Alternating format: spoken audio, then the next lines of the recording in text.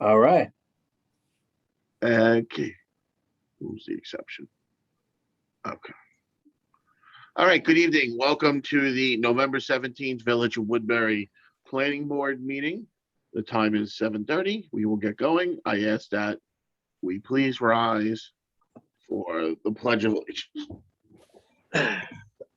I pledge allegiance Pledge allegiance to the flag of the United States United States of America and to the republic for which it stands, one nation, under God, indivisible, with liberty and justice for all.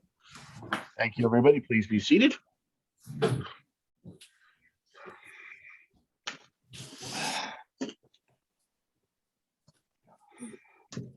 Okay, rather lengthy agenda, so let's get right into it tonight.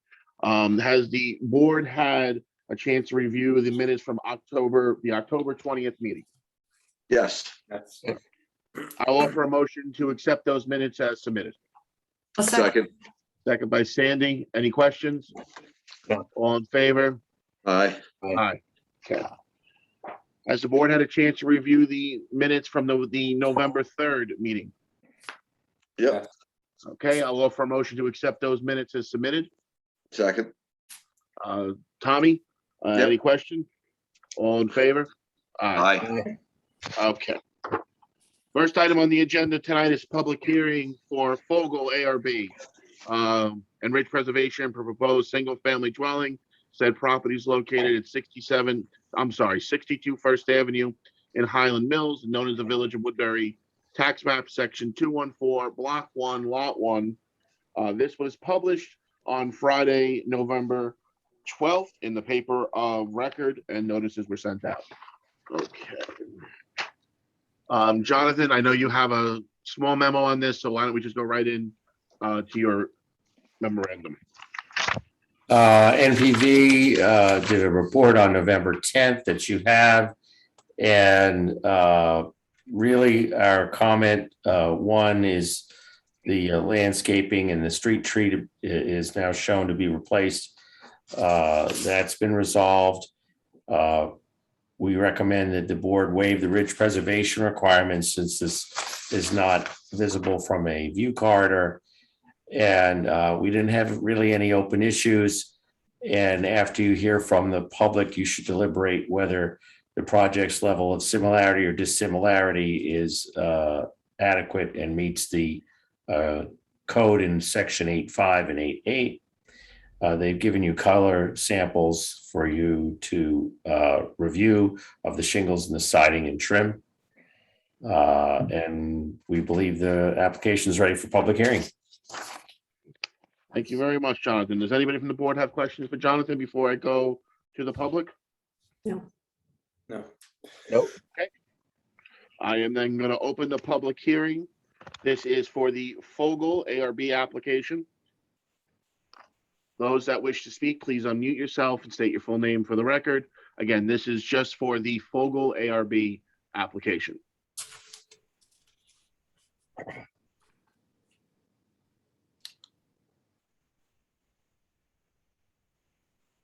Going once, Fogel ARB application. Going twice. Last call, public hearing, Fogel ARB application. Offer a motion to close the public hearing for the Fogel ARB application. A second. Second by Sandy. Any questions? All in favor? Aye. Thank you. Okay, so we have a set of plans. We have colors. They have complied with the village planner's memorandum. How do we feel with colors and as far as the overall look for the neighborhood? I did personally go down there today and drive down the neighborhood. It is a very mixed development, some smaller homes, some larger homes, depending on where you drive through the neighborhood. There really isn't a quote unquote, in my view, a quote unquote style or certain fit of home down there. It's kind of a mishmash of everything in Yeah, it's very mixed in that neighborhood. As far as the colors go, I'm okay. They seem to be just standard everyday colors. They seem to comply with our code. They seem to fit into the neighborhood. They're nothing outlandish, outstanding, no pinks, purples, houses. Hey, don't laugh. I had somebody in my old neighborhood paint their house Barney purple. Whole house Barney purple. So it That's happened. like the red roof on 105. I mean, on it, yeah, 105. So questions or concerns from the board about this application? I know, Rick, we can't take action because of the building moratorium, but we can pretty much button this up and get this as close to approval if we want to is ready. Mr. Fogel, I did reach out to the board on your behalf, the Board of Trustees on your behalf, requesting that they do amend the law to allow for a hardship for a house that has been destroyed by natural causes, not natural causes, but fire, flood, something like that. They have said they will take it under advisement when the building moratorium comes up for review. I know you have reached out to them as well, asking for them to do the same thing. Just wanted to get that out there and let you know that we did pretty much whatever we could to help move this application along and get your as close to the finish line as possible. So with that said, go ahead, Sandy. I see the pen up. Yeah, I was waiting for you to say, does anybody have a question? I was getting right there. So I saw the pen go up. Okay. Go for it. Rick, I just want to make sure from your memo, the variances, those are the variances that he already received? Right before this meeting, Sandy, I re-reviewed my memo, Mhm. and I'm not sure that they are variances that still have to be gotten, because they did get the variances back in 19. So I would have to review that more closely. It may be that this is an improper comment. I Okay, did ask Jonathan to review the ZBA decision with what was submitted. Yeah, it met it. I reviewed that, I think it was last month. that's Okay, And I read over the variances and it's really it's the same house the ZBA looked at, and I think these variances are good. okay. And the building inspector ought to be able to use the variances and issue permits once the moratorium ends. okay. So simply because nobody really knows what the law is going to be when the moratorium is lifted. I don't think that there's anything intended right now to change the ARB in a way that would apply to this application, but you never know. The intent of the moratorium is to hold everything until they could review various issues and then potentially issue new zoning changes. So I don't suggest, or I suggest that you don't ask me to draft a resolution and hold it, because things may change. So I think the next time after the moratorium is lifted, at that point in time, I guess, Chris, you can make the judgment to when it's going to be put on the agenda, if you believe that, given the changes, if any, in the code, whether I should draft a resolution for that first meeting, so we don't have to have a needless meeting just to schedule the authorization. All right, good. I was hoping you would say that was okay to do. This, like I said, just so we don't have to waste any more of Mr. Fogel's time. Exactly. Sandy, I know you said, Rich, Evan, Tom, do we have any comments, questions, or concerns with the home, the colors, the shape, the size? No, not at this time. No, not me. Okay, thank you. All right, so Mr. Fogel, you've heard the board. We've gotten as far as we can get. You will be on the first agenda when the moratorium is lifted, to have council give you your approval. But there's nothing else this board can do tonight. As I think council's explained to you, our hands are kind of tied here. The only thing I can do for you is say, once the moratorium is lifted, or if they change the moratorium when it comes up in January to allow for this particular type of building, you'll be on the first agenda. Okay. So Rick, the village board can't address a hardship now. They have to wait till the moratorium is up. No, I think that they're simply looking at it, that's a convenient time to look at changing the moratorium. The moratorium can be changed, but the moratorium is a local law, so it requires a new local law, a new public hearing in order to modify the terms of, except I'd have to look at it again. It might be that they could do it by a resolution. They could do it before it expires, but I think the thought was that that was the normal and ordinary time to address changes is at the time that it's about to expire. Okay. All right, thank you. Rick, Yes, I'm looking at the moratorium paper. I see in section 6, there is a, the Board of Trustees may authorize a hardship waiver. Am I reading it correctly? I believe not, but I have to bring it up to tell you how I think you may be. I think what that's giving them is authority to do that if they want to set up new rules by a resolution, but they have not done that.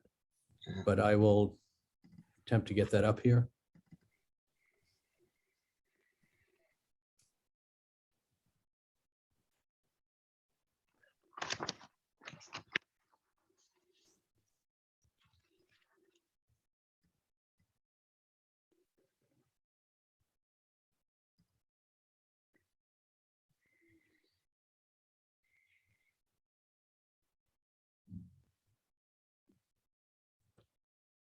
Let me get the last one. I think this is it. 6.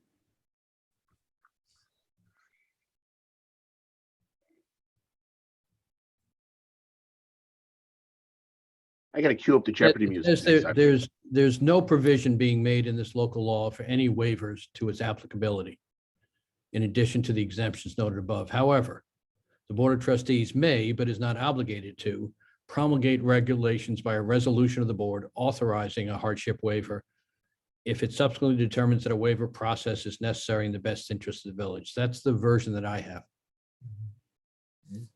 But I'm That not doesn't sure apply that. to me. Okay. Yes.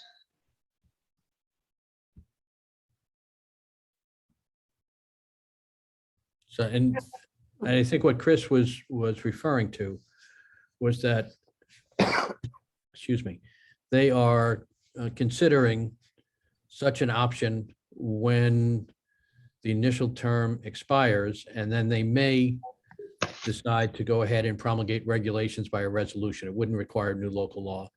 That would put forth a standard by which somebody could come in and ask for a hardship waiver. But right now, that hasn't been done. But Chris and Rick, I mean, do we have any weight, I guess, for lack of a better word, as a board, since we've come to the end of the process for Mr. Fogel, that we could petition the board to please look at this before the moratorium is up? I did send a letter after our last meeting to the mayor and to the trustees, asking them to consider. Okay, I'm just saying, because now we're at the end. He's had his public hearing. We've brought him as far as he can come. So maybe if we nudge him a little bit again. I would be more than happy to email the mayor and the board again, saying that we are at the end of this application and we are waiting on them to make a decision what they want to do going forward. I'm more than happy to do that. And I will do it tomorrow. I will do it tonight after our meeting. That's really the best. Yeah, no, I mean, really the best I can do. And I have more than happy to do that. I'd like you to do it. What? I said I would like you to do it only because, I mean, I feel bad for Mr. Fogel that it's been what, 3 years, 4 years? Yeah. 2.5 years since the fire, and Yeah, I can't imagine not having my home to live in for that long. So Unfortunately, but right now we're at a stalemate, and the only thing I can say to you is, again, I will email the mayor and the board asking them to please consider a hardship here. And then as soon as I am told, what's going to happen, or the law is changed to allow, you'll be on our first agenda with the resolution. That's the best I can do from this board. And I am truly sorry. I wish I had better news for you. That I can't there's nothing else I can do here. All right, I really appreciate it. Thank you very much. We'll wait for the next, for the moratorium either to be lifted or to have a waiver. Right. Again, sir, I am sorry, and I wish you best of luck. Good night. Okay, thank you. Next item on the agenda, Stein Ideal Design, 66 Southfield Falls, ARB. This is a public hearing for ARB and ridge preservation of a proposed addition to an existing single-family dwelling. Said property is located within the Woodbury Village subdivision at 66 Southfield Falls and is known in the Village of Woodbury tax map as Section 255, Block 1, Lot 37. This was noticed on Friday, November 12th in our paper of record. Go right into Jonathan. I know you have a short memo for us here. You're on mute.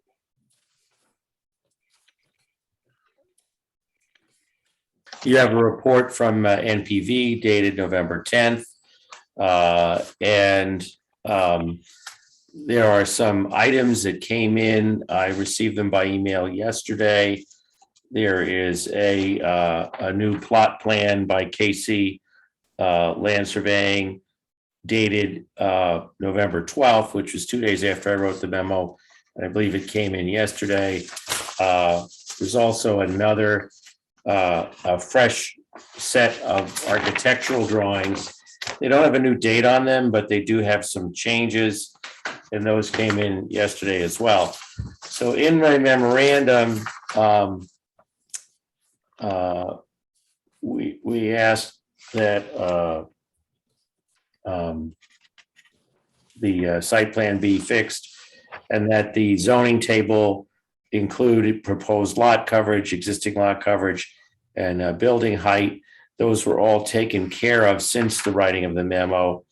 On the ridge preservation, if it's visible from view corridors, you still need to determine whether it's blending into the greatest extent. You have samples of the Georgia Pacific gray vinyl siding for the addition. You have samples of the charcoal GAF shingles. They have added notes that they will use anti-reflection window film. That's been taken care of. And they are showing that there's no vegetation clearing or removal of 8-inch trees. You do have photographs of nearby homes, so you can look at the context of the addition and whether it meets and fits in with the character of the neighborhood. So that is my report. Thank you very much, Jonathan. Does anybody from the board have questions or concerns for Jonathan they would like to raise? Does the note about the window films, should it be specific in saying just low E windows, or should it say all new windows? Well, the low E windows are required under the state code, so that sentence seems to take, I think would cover it. Okay. The code requires itself, even without a condition that we would put on that Jonathan is suggesting, that all windows must be non-reflective. Right, so that's a requirement of the code. Jonathan is adding that basically that one of them, as I understand it, Jonathan, one of the ways you can do that is rather than having windows that are non-reflective, is that you can apply film to these that would achieve the same. Yeah. That's the note for the last probably 4 or 5 months. We've been adding the note worded just that way, and that's something that Natalie and I worked out as sort of our standard language. Got it. Any other questions for Jonathan before I go to the public? No, okay. Going to open up the public hearing for Stein Ideal Design. This is again a public hearing for Stein Ideal Design at 66 Southfield. Falls.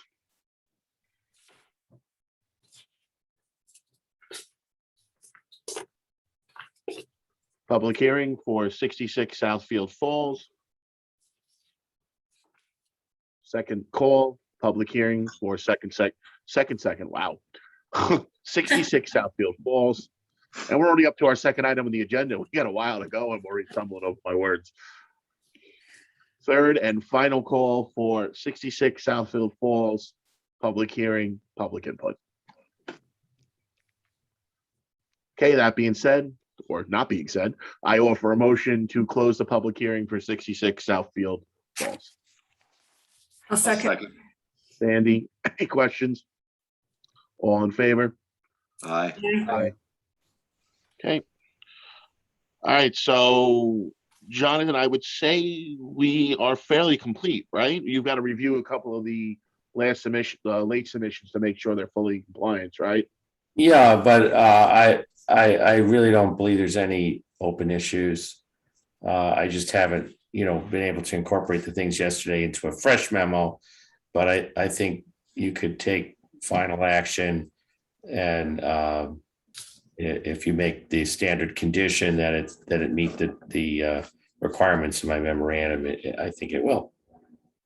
Okay, thank you. Just to remind everybody where 66 Southfield Falls is.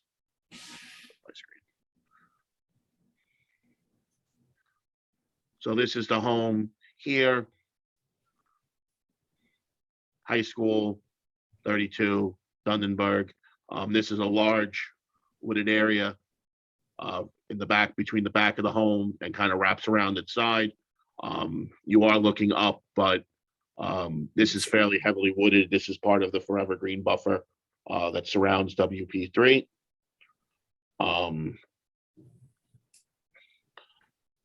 Little Google man, see if he'll. Oops, sorry, I put him in the wrong spot. I'll put him down on 30. Oh. There we go. He got away from me.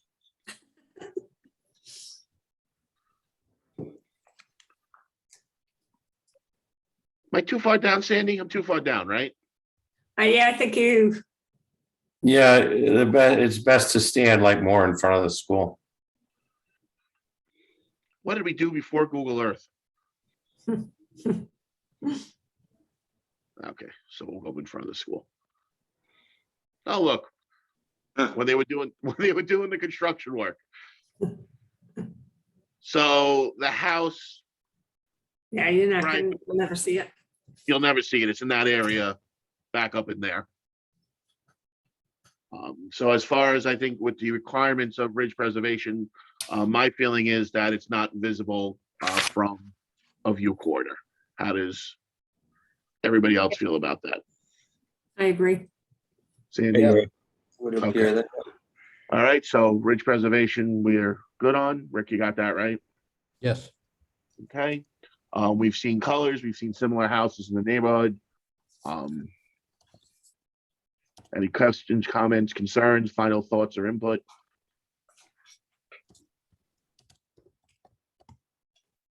Are we good with authorizing council for a draft memorandum of approval with the condition that it complies with the final planner's memo? Yes, I am. Yes, sir. Yes.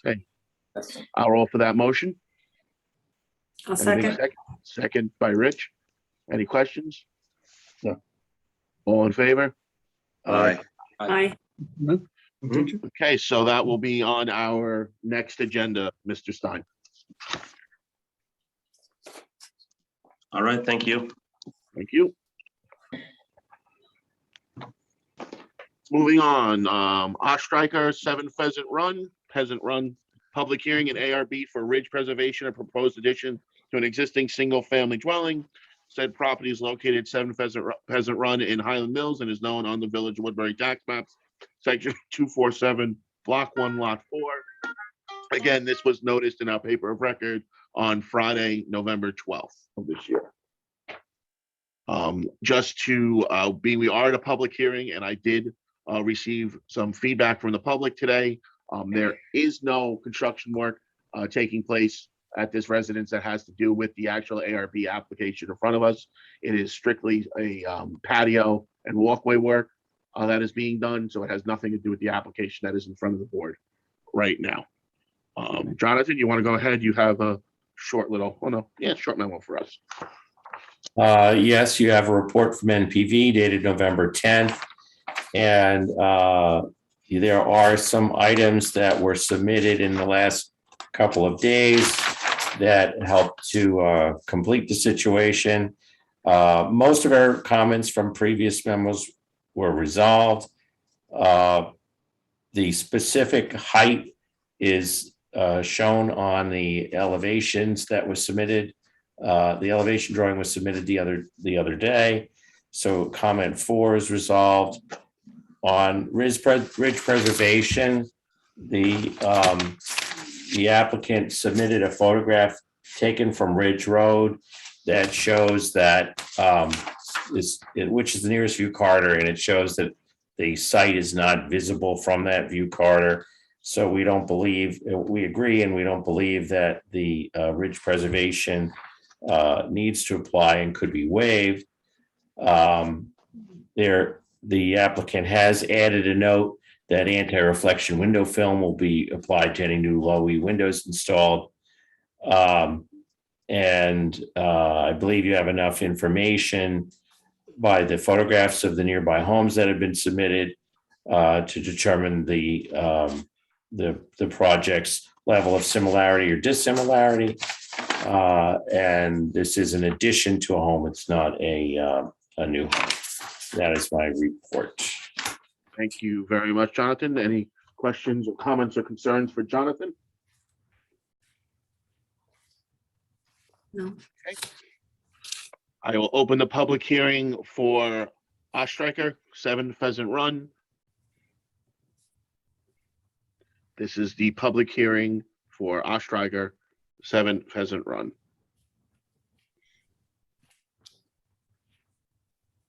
One more time, Ostriker public hearing. This is for public input on the Ostriker application.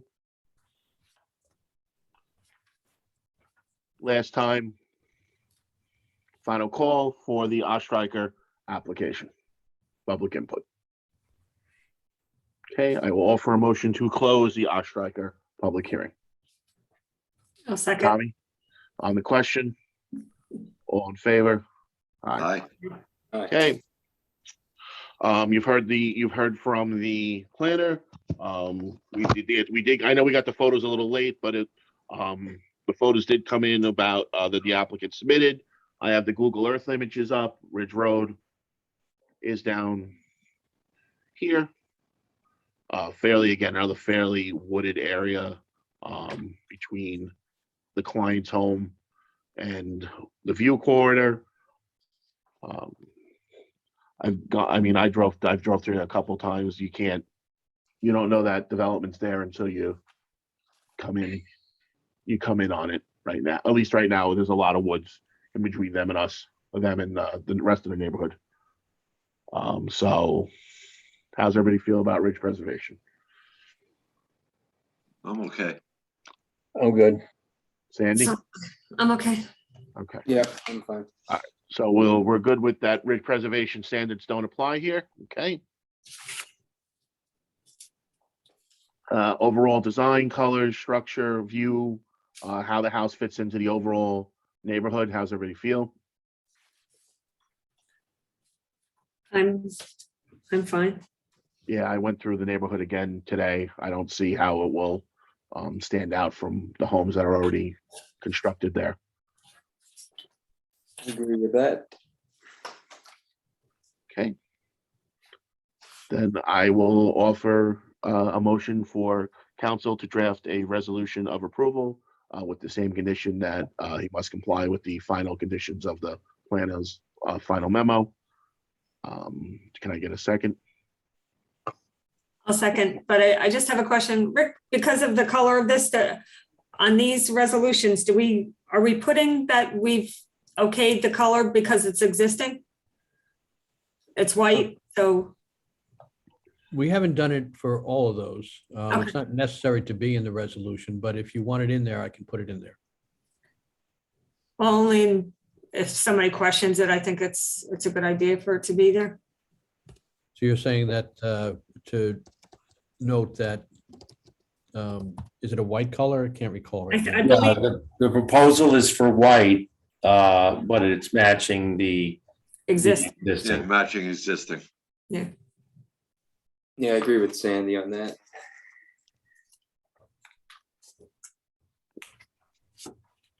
Any other questions, comments, or concerns?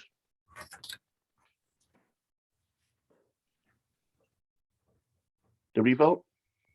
No, I just seconded. All right, so all in favor with the added condition that it's the white is being allowed because it's already an existing color? Aye. Aye. Aye. All right, Mr. Ostriker, you will be on the next meeting for the approval. Yeah. Thank you. Have a good night. You have a good night, sir.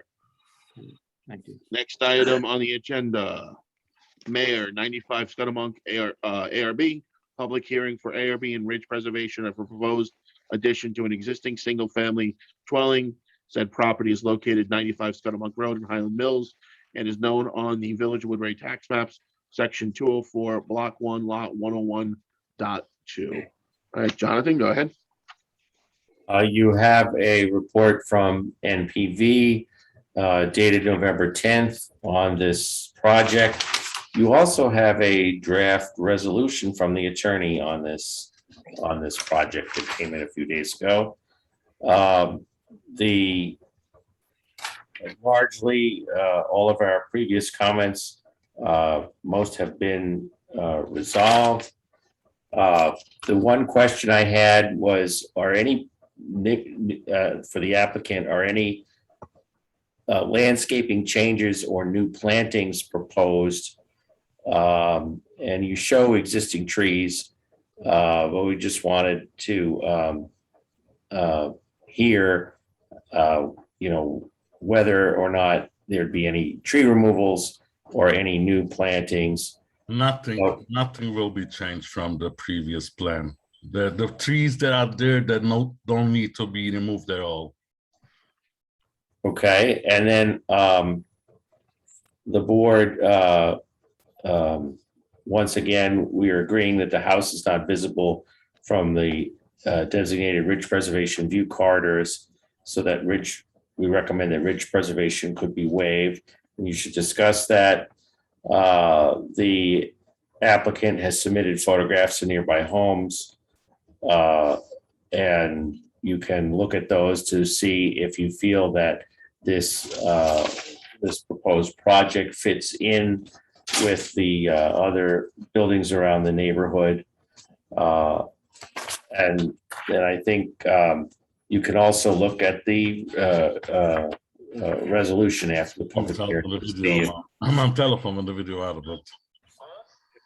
Jag kolla Lars man video så kan trycka nämna telefon. Oh, someone needs to mute themselves. Hold on, who is it? Okay. So that's my report for 95 Scudamonk. Thank you very much, Jonathan. Any questions or concerns for Jonathan? Okay, I will open the public hearing for the Mayor 95 Scudamonk application. And this is public input on the Mayor 95 Scudamonk application. Second call for Mayor 95 Scudamonk application. Last and final call for public input on the 95 Mayor Scudamonk application. I will offer a motion to close the public hearing.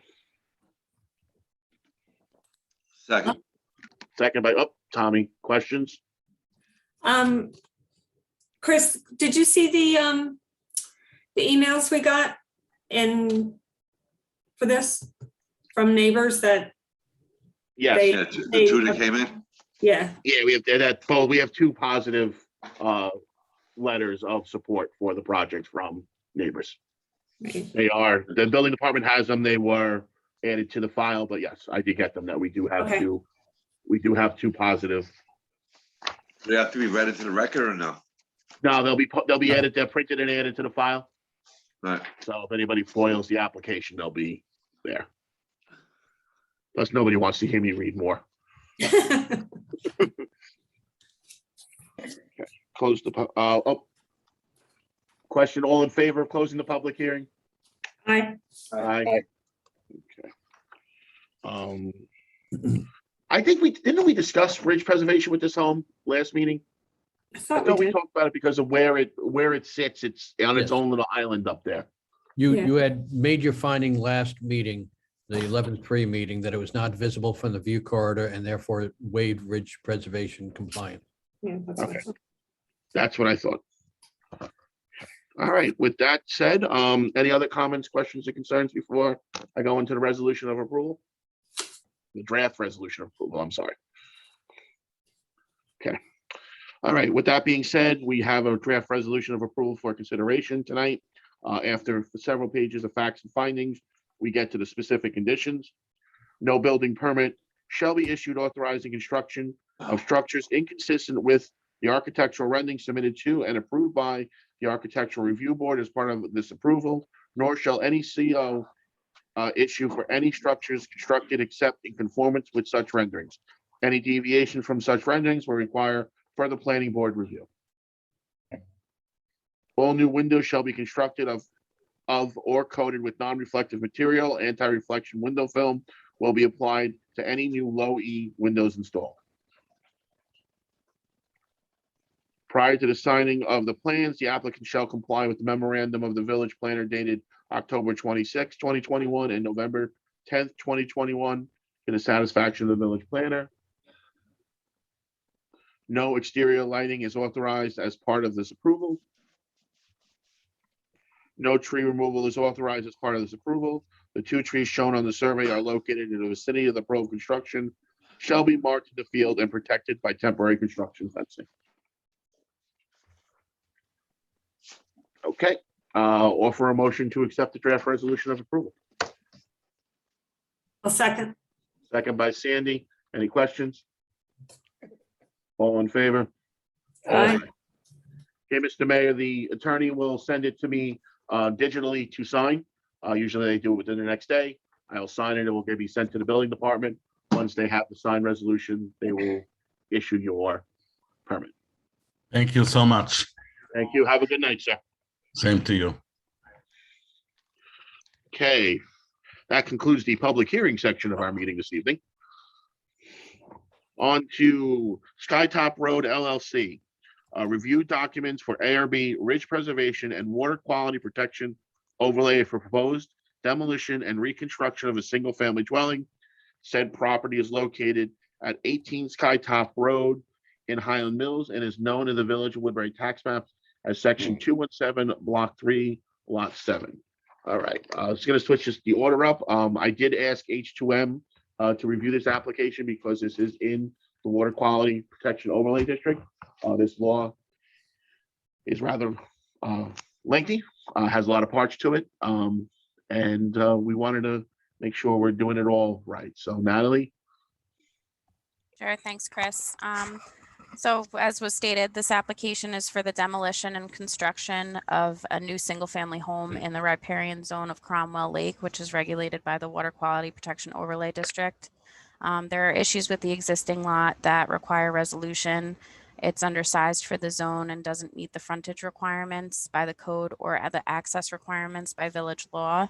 The existing access is by way of a gravel road that crosses 2 other properties before it meets with the private Skytop Road right-of-way. It's not clear if these issues related to the access and the bulk nonconformities could continue without a variance since the home is proposed for a complete demolition, and we defer to council's advice on that.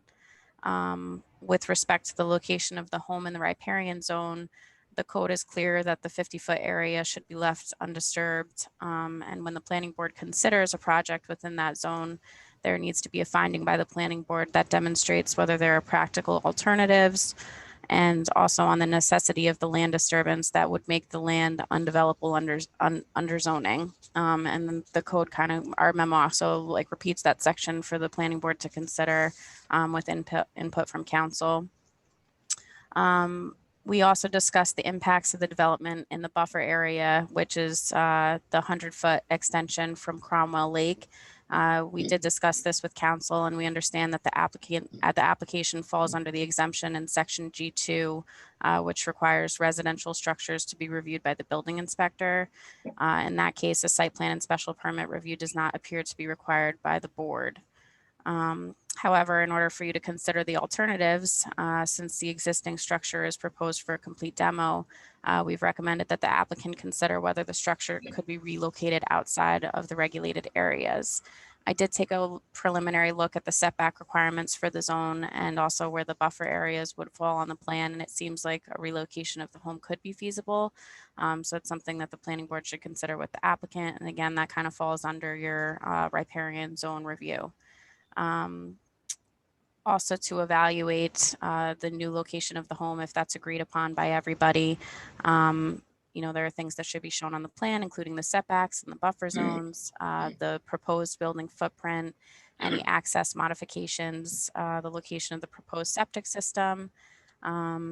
And we had some comments on the existing utilities and where the existing septic system is located, as well as you'll see on the plan that Chris has on the screen, there's 2 manholes that are unidentified, what utility they're served by and who's the owning entity. So that should be clarified. And then, although you aren't reviewing a site plan, which some of our memo references the buffer criteria here, we do think that the demolition of the structure in the riparian zone should be considered by the planning board.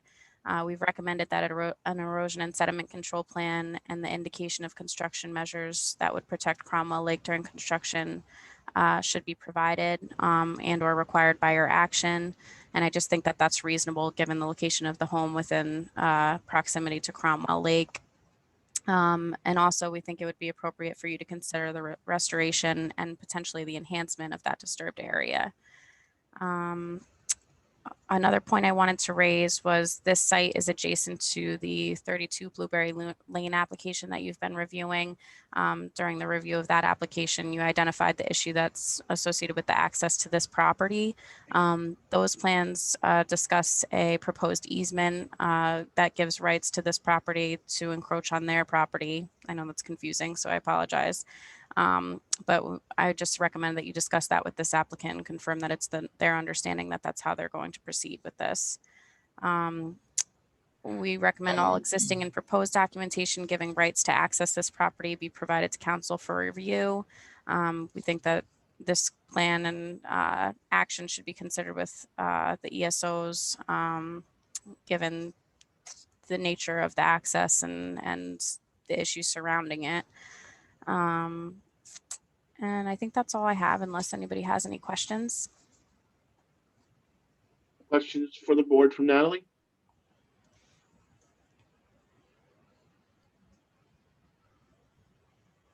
I'm sorry, I forgot to ask, who is here tonight for 18 Skytop from the applicant side? Jay Myro. I had a feeling. Frank Hi, and Jay. Barone. Had a feeling, huh? I thought you retired. Yeah, well, apparently not. I'm here for the applicant. Mr. Getter is here. He's the owner of the property, the principal of the owner, I believe. Mr. Fisher is here. He's our architect. Shai is here, who is, I think, with our builder. So if I could just make a couple comments, and I spoke briefly to Rick about this. Number one, I understand we're the first applicant to be here on the water quality protection overlay district. So we're all kind of working through this at the same time. Basically a year ago, I got hired in, I think last October, to just confirm that Mr. Getter could reconstruct his house. And I contacted then Gary. Gary was then still building inspector. The water quality protection overlay district regulations law had not been enacted at that point. And I confirmed with Gary that the house was basically illegal, non-conforming, could be torn down and reconstructed at the site. I informed Mr. Getter of that and said, have a good time, put in your building permit application and you're good. And that was good until the new law was passed. So at that point, we were notified that, hey, you got an additional regulation, but we did have confirmation from the building department that the house could be reconstructed on the same location that it's at. So we've submitted the application now for ARB approval. The intention is to rebuild the house on the same foundation. We believe the foundation is structurally sound so that we do not have to, we would not have to demolish or do any further excavation. So there would be practically no site disturbance in order for us to accomplish what we're proposing on the site. So that being said, that's generally the proposal. Basically, the proposal is to take down the structure, rebuild on the existing foundation. We think there's very little site disturbance. There are existing lawns. We'd obviously want to do our best to protect those. So being within the riparian zone, I know that there are, the purpose of this section of the code is to protect the integrity of the water body, which is the lake. And having thought this through today and having discussed it further on, I think we'd be prepared to come in with a construction plan showing that we can accomplish what we're looking to do without compromising the integrity of the lake in any manner. So that would be, I'm assuming, what you would want to see. And I'm happy to sit back and listen now or take questions and go from there. Can I weigh in for a second, Mr. Chairman? Go right ahead, Rick. I think what Jay is proposing is along the right track for this board to make its determinations. As I've advised you in our memo, they basically have to show one or two things to be able to have new development in the riparian zone. And one of those is that if you would say no, they were basically deprived of all use of their property as a constitutional taking. That's really not an issue here, and I think Jay would agree with that. So the real issue is whether or not it can be shown that there's no practical alternative to the new development. And that's a balancing of the compelling need of the concerns of health, safety, welfare of the persons and property therein against the loss of protection of the water supply. And I think what Jay was just suggesting is that he was going to present plans that would satisfy the second half of that balancing test. But I think that it would be appropriate for the applicant to provide a narrative or other proof that would satisfy the first part that you have to consider, which is the balancing part on one end of the compelling needs for health, safety, and welfare. And once you have that information from the applicant, I think then you can determine whether or not they meet that balancing test. And if so, then new development can go forward. And if not, then new development wouldn't be going forward. Okay. That makes sense. I So would like really- to just, oh, You sorry, got- Chris. Go I ahead, wanted Mel. to point out to Jay, though, in consideration of any revised plans that are going to be submitted, the current architectural plans do show that the foundation is going to be replaced, which I think kind of changes what you were saying about the site disturbance. So I think, the planning board would want to know that the existing foundation is going to be suitable for reuse, and some confirmation on that provided. Can I weigh in over here? Yeah, sure. Go ahead, sir. Okay, so originally we did not plan on removing the foundation because of from my side, it's very cost effective. However, when we spoke to Gary a while ago, that was when Jay Myro got involved in this whole application. It was his suggestion that since the foundation is quite old, that we should think of replacing the foundation. So at that point, I instructed the architect to take a look what it would cost to replace the foundation. However, if replacing the foundation is going to cause so much issues and it's not going to be safe for the water over there, I don't want to do it. I would rather stay with the old foundation. The whole concept of changing replacing the foundation is something that came up from Gary, but I am willing to work with the old foundation. It is way cheaper for me, and it'll make things much easier for everyone. Makes sense. Yeah, that's basically what we had discussed this morning. So, yeah, I think that certainly the board wants to see as little site disturbance as possible within the riparian zone. If we can accomplish this without any without any additional excavation, and I think that's even mentioned somewhere in the standards of the ordinance, we're certainly prepared to do that. And I think that'll go a long way towards us being able to prove out that we can accomplish this without impacting the water body. Now, the access issues, Rick, would still be because it's a pre-existing non-conforming? Yeah, I think the only issue that you really have here, because they do have some protection for pre-existing non-conforming, but they're taking down the building and put up a new one. But I think the access would be fine. But the real problem is the water quality overlay district. All right, so it sounds like we almost just need to wait at this point, wait for, I think the board is, how's the board feel with the applicant's suggestion that they would leave the existing foundation intact and then just build on top of the new foundation? Well, how old is the current foundation, the current house? Old.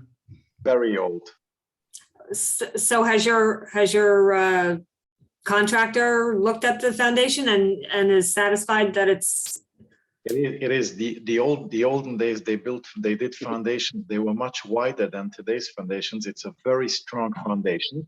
You know, we just looked at it since it's next to the water. We were thinking that today's days they just come in, they pour concrete, but this was not taking into consideration at the time how close we are to the lake. But with all this that we've been going through in the past few months and discussing, and I take a lot of my advice from Jay Myro, and he's been a very good consultant, and he's told me that it'll be much easier, and I prefer to leave the lawn intact. It's a beautiful lawn. I don't want to do any digging. I'll be happy to stay with the current foundation. I'll be more than happy to stay in the same place. I like it. We look over the lake. It's a beautiful place, and I just, stay in the same place. It'll work with me perfectly. We can get, we'll get somebody to not certify, but we'll get somebody with an opinion to confirm that the foundation is adequate. We're going to have to do that for the building department anyway. Yeah, that's the only thing that I would be concerned that it was safe, basically a safety issue, that you don't want to start something and then have it collapse and then there would be disturbance. We're not, yes, there would be. Is this something that could be approved based on the fact that you keep the existing foundation? And if it has to be altered, then it comes back to us? Well, yeah, if then it wouldn't be in conformance with the water quality protection overlay because they're changing the footprint or they'd be doing foundation work, so they would have to come back. Right. So that would kind of automatically it's like a catch-all almost there. Yeah, as long as that's in place. Yeah, I mean at this point it's really I'm okay with it. I think Sandy, you sound like you're okay with it, right? Yeah, I just had one other question for Natalie as far as the well on site. I'm sure that's just as old as the house, right? I believe it's been inspected and that it's adequate. But again, I think we'd have to run that through by the building department, and we certainly can. I'll get you the information as to whether it's been tested and what the current status of the well is. But we fully intend to use the existing well, so we don't have to drill. And the septic system, that's adequate too, or that's new? That's going to be new. No, there's going to be a new septic system, and I believe Mr. Getter, if I'm correct, explained to me that if you look at the survey, there's a certain circular drive. It's on the far side of the circular drive in the open field. So it's actually pretty far away from, yeah, it's up to the top reason for left. that is The top left fact- where it says NF, where it says NF Sky 18 Skytop. Is that right, Mr. Getter? It's up in this area. It's up in the top area left Okay, where he's circling it. okay, so I'm just trying to see. Yes, that, Yeah, it's in Further- the top. yes, further to the right, and the reason for that is because the town, the We had to meet our separation from the well. someone is calling into my phone and is disturbing my conversation over here. They can wait. One second. So the reason for that is, can you hear me now? Yes. Okay, so the septic engineer moved the leach field all the way up to that on the right, on the top of the circular driveway. So it's further away from the lake. Again, all of this was done in order to protect the integrity of the lake and to make sure that we are as far as possible from the lake and from the well. So it's going to be up towards the right side of the circular driveway. That's where he and we presented to the village the new septic plans. Okay. We're gonna Yeah, they add, have- they gotta we'll do a add it to the, we'll add the locations to the plan. So. and Where is the Natalie- existing, where's the Natalie knows. existing septic located? Yes, Or- there is an existing septic, but Can you- obviously, Where is it located on the property now? things we would like to make sure that we have a little Where better, is it? new, more up to date. It's very old. It's I would say most probably 75 years old or more. So we would like to get something newer in there, and that's why Where- we took a septic engineer to Mr. come Get- in and do drawings and do a plan for us to make sure that it can handle the capacity. Mr. Getter, do you know where the existing septic is on the property right now? Yes, it says on the If you look plan on the and survey. in the island. It's in the island? Yes, That's the general area?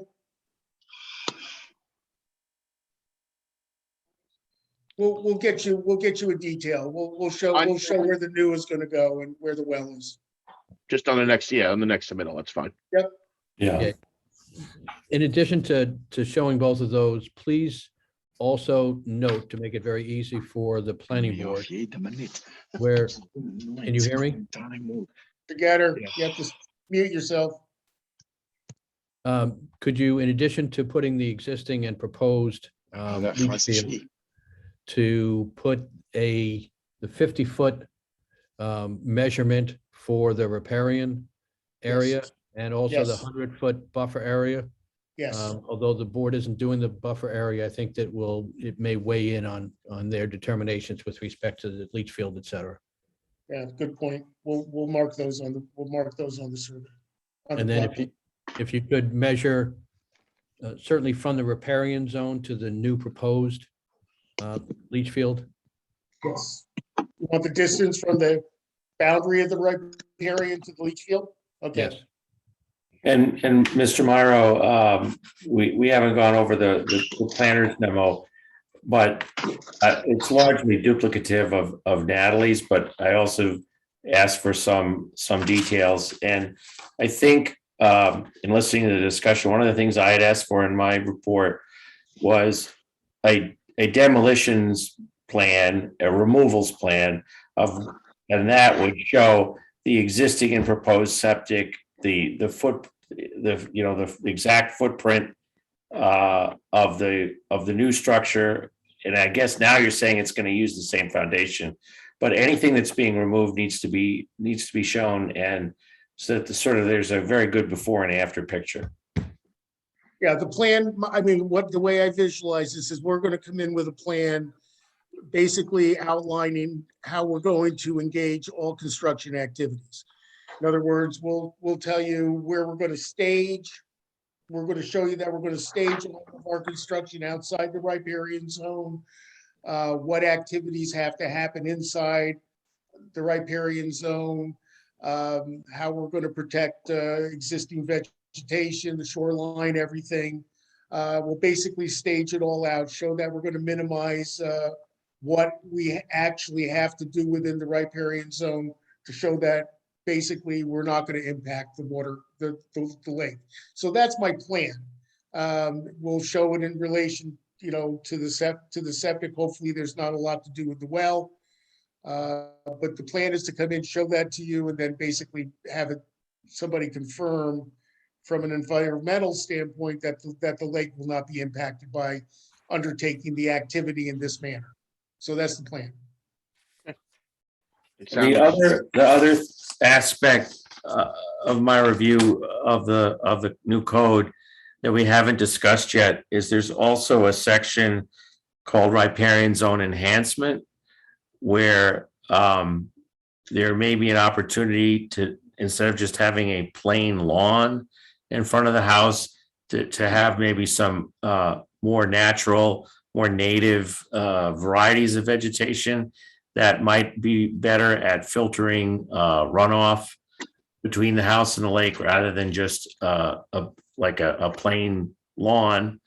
And I was wondering if you had noted that in the code, and whether you would be proposing any different plantings other than just having a lawn in front of the home between the front wall of the foundation and the lake. Okay, I did speak to Steve Esposito today about those issues. I think we're prepared to engage him in helping with the design to come up with a complete landscape plan in terms of recommending new plantings, stabilizing the shoreline if that's necessary, and doing exactly what you just said. So I did speak to Steve, and I believe he's going to come on board and help us. That is a good thing. That sounds very positive. Thank you. You're welcome. Mr. J, just want to make objection that on the plan, on the new septic plan, there's a survey with all the exact measurements from the existing septic and the new septic with exact measurements. Perfect. That's excellent. We'll get you that as part of the new submission. Thank you. We gave it to the building department already. They have it. They have a digital copy and they have a hard copy. Right. I'm assuming that was submitted as part of when we thought we would just need the building permit. So I'll dig that up. And then one other issue I wanted to raise that differs somewhat from the engineer's analysis that's different is the issue of architecture and color. I noted that the house is proposed to be snow white, which is a very bright white. And usually the board with ridge preservation areas, houses that can be viewed from a distance, are when it's a brand new, complete new house, they're asking for more earth tones. Have you considered perhaps any modification to that snow white color? My wife is going to love you, first of all, for those plants that you are proposing, because she is like in love with nature. So any kind of extra plants in that lawn, she's going to appreciate. White is the color that is there right now, and I was thinking I liked it. But again, I wouldn't want to have anything that would stand in the way of proceeding and moving forward. So if something that is going to make it speed up by changing the color, I'm fine. Obviously, white is my preference color, but you name the color. As long as it's not pink or orange, I'm good to go with it. I'll work along. Yes, what does the board think of this issue, given that it's going to be a completely new house except for the foundation? What would be the board's color ideas? But is this really in ridge preservation? Well, it is, because it's over 750. It's 750 feet in elevation. So anything over 600 feet is in ridge preservation. And then you have to do the analysis. Can it be seen from any view corridor? Right. So the view corridor on this certainly wouldn't be Route 32, right? Would it be No. Bakertown or? That's isn't it? map out. Nobody can see me. I'm by the corner. I was gonna say, Nobody knows. I mean, I know that area well. I don't think that I don't think ridge preservation is going to apply. And if ridge preservation doesn't apply, do we have even any say as to the color? I'll cover it with plants. We'll give you more. We'll give you more on the first suggestion, and let me keep. I it guess white, and I'll cover it up so nicely. It'll look like a botanical garden. Okay. I guess, Sandy, the difficulty in answering that question is the way the code is written right today, you're correct. But I think that I have to go back to we had a bunch of ideas for both ridge preservation and architecture that were going to be new local laws that could be enacted soon. And I'd have to review that answer. I don't remember whether there were any restrictions on white color in non-ridge preservation situations in the new local laws that are being proposed. Well, I think what Sandy's saying is if it's not in the view corridor, is it subject to ridge preservation? No, it's not. No. That's So the balancing. Yeah, if you can't see it from the view corridor, then ridge preservation doesn't apply.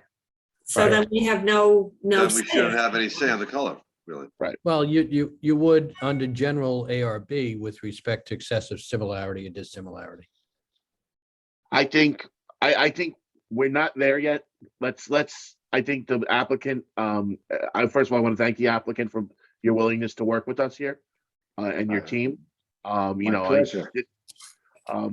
It's new to everybody, and I appreciate your understanding of what the intent of the law is and your willingness to work with that. So thank you on that. I don't think we need to decide the colors tonight. Let the applicant's got enough homework. Let them get that next submission in. Let's work out the technical details first. Let's get that ball taken care of. Let's review ARB as far as we'll review ARB as far as excessive similarity and dissimilarity, but there's 3 houses down there. You have the 32 Blueberry Lane, the Cromwell Lake, and you have the other one to the side. So it's not a very big neighborhood down there. So No. I don't think we're gonna have there's gonna be a big issue as far as dissimilarity or similarity in that area. 32 Blueberry isn't, I don't have the file in front of me, but isn't that a very, very, very light gray? No, it's white. It's white. White also? Okay, so that's. Yes. Yeah. So I think I think we've got other issues to hash out first that we don't have to worry about that right now. I think, are there any other questions or concerns? I think the applicant has submitted a very good plan to move forward. And we look forward to your next submittal. Absolutely. And Jay suggested today that we should get somebody from environmental to overlook everything and be involved and make sure that everything is according to village guidelines, and we'll be more than happy to work along and do everything the professional and right way. Thank you. Thank you. We appreciate that. Thanks, Mr. My Gator. pleasure. Yeah. Rick, anything to finalize, or I think we're good, right? No, I think we're good. The big issue is that balancing test that you have to do in order to have it sited within the 50-foot riparian zone. And Jay is going to go ahead and provide both sides of that balancing test for your consideration. And that's really the threshold issue, and a very important one, obviously. But if in fact you believe that they have proven the fact that there's no practical alternative given that balancing test, then it has no impediment under the water quality protection from being cited there. Thank you for that. All right. Thank you, Jay and team, and Very we'll good. hear from you soon. Thank you very much. Have a good evening. Thank you very much, and have a nice evening, everyone. You too, Bye sir. bye. Mr. Gator, I'll talk to you tomorrow. Bye bye. Thank you. Next up, and I apologize in advance if I get the name wrong here. Congregation Kol Iri, review documents for site plan, special permit, and ARB, a proposed all-boys school and dormitory to be constructed on parcel. Said property is located at 113 Roseland Road in Highland Mills and is known in the Village Woodbury tax map as section 223, block 1, lot 7.1. Great. Okay. Who is here for Mr. O'Rourke? Good evening, Mr. Chairman. John O'Rourke with Lincoln Tully Engineering. Good evening, sir. So, new project for us, first time you're in front of us tonight. So if you could give us the 1,000-foot view of what's going on, what you guys are looking to do, and then we will go from there. Great, thank you very much. Again, John O'Rourke with Lincoln Tully. I know you're used to John Queenan. He had a conflict tonight, so he asked me to step in. So I'll try to do my best here. Yeah, as you stated, this is the first presentation. We had submitted it back in July. The project is on 113 Roseland Road. It's about 14.7 acres, located in the R1A zone. What we're proposing is a plus or minus 100 student boy school. It's a boarding school. So there'd be 100 boys there and about 10 staff with dormitories. It's an overnight school. They'd be living there. Water and sewer are both municipal. There's existing tennis courts, pools on the site. As I say, it's a boarding school, so buses would not be a concern. Basically, they'd be living there. Any transportation would be through vans. Proposing to use the same access that's there now. However, it would be widened to allow fire emergency access to the site. We did receive your consultant's comments. Took no umbrage to any of them. I think we can address them all. Again, it's a first presentation, so obviously we have quite a bit of work to put on the plans and submit for the board. We submitted a short form EAF with the application. I would note your planner had questioned about SHPO and stormwater. On the EAF, I just wanted to touch base on that just briefly. As part of the MS4 and stormwater regulations, the DEC requires us to submit to SHPO as part of that application. That's the only reason SHPO has a reason to approve the project. But other than that, it's a pretty straightforward application. Again, the building is in the center of the 14 acres. It's buffered around the entire perimeter, heavily wooded. We're not proposing any major disturbance other than the installation of the parking. We're proposing 49 parking spaces on the site, again, based upon your code, but we don't think we need that many by any stretch of the imagination, as these boys will be actually staying on the school grounds. And that's the 1,000-foot overview of the project. Thank you very much for that. Just for the public's edification, I do want to note it that a school or / dormitory is allowed in the R1A zoning district via special permit. And that is why the applicant is in front of us tonight. I know that will be a question that comes up from the general public, so I just wanted to let everybody know why or how that process is working. Any questions for the applicant before we go into consultants? Yes. Surprise! No. As far as the age of the boys, has that been determined as far as the grade? Yeah, right now we're, and I should have pointed out, so it's for boys 16 and up. These are basically at-risk children. It's more of a safety, taking care of those less fortunate in the community. So it would be 16 years and up. Will any of them be able to drive, or?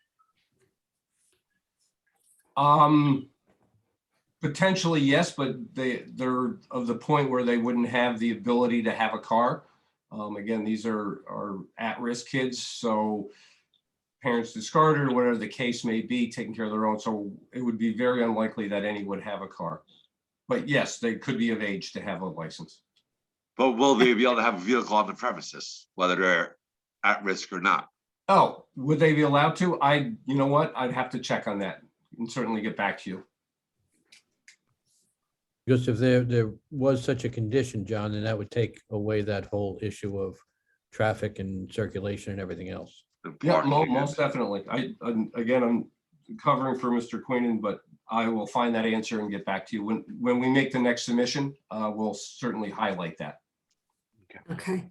And then also the lighting, because there are residences around that property.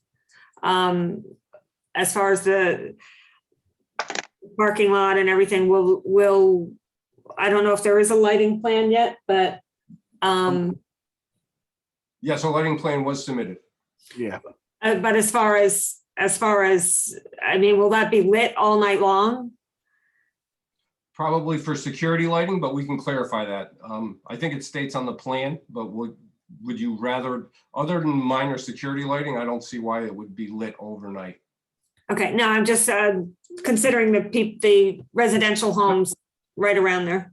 Yeah, no, most certainly. And we can certainly have, I think they're low lights as now, but we'll certainly look at that. Okay. That's all I have right now. And getting back to the age of the students that'll be there, you said from 16 up. Correct. What would be the oldest? I would anticipate probably up to 26.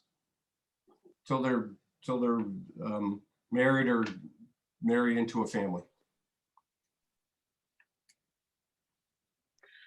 And would this be like a traditional boarding school where they're there for a semester and then they are off for the summer, or are they there 365 until they're either graduate or get married or leave the facility? My understanding is that they would be year round. Okay, so it'd be an operation year round.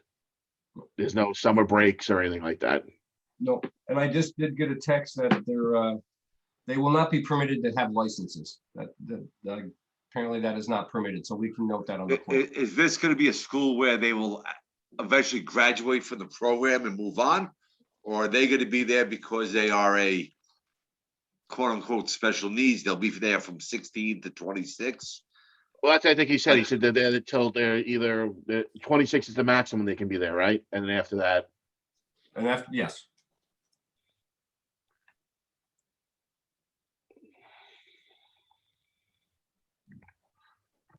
Any other, and again, this is just our first hearing, so we'll have plenty of time to discuss other issues as they come up. Yeah, and It's again, almost be more of a home than a school, like a group home type thing. no, it's going to be a boarding school. Obviously, there's going to be education there as well. As I say, we have a staff of 10 to 14 educators. So it's a combination, but just like you would think of a typical boarding school where the kids go away for the year. What does happen after they turn 26? Well, that's a good question. Hopefully they're married and move on and get into a family situation. That is the goal. I guess, Mr. O'Rourke, that it isn't really typical in that I would say a typical high school is till kids are 18, and then typical college is till when kids are 21. And usually it is kind of unusual to have a boarding school facility for people between 21 and 26.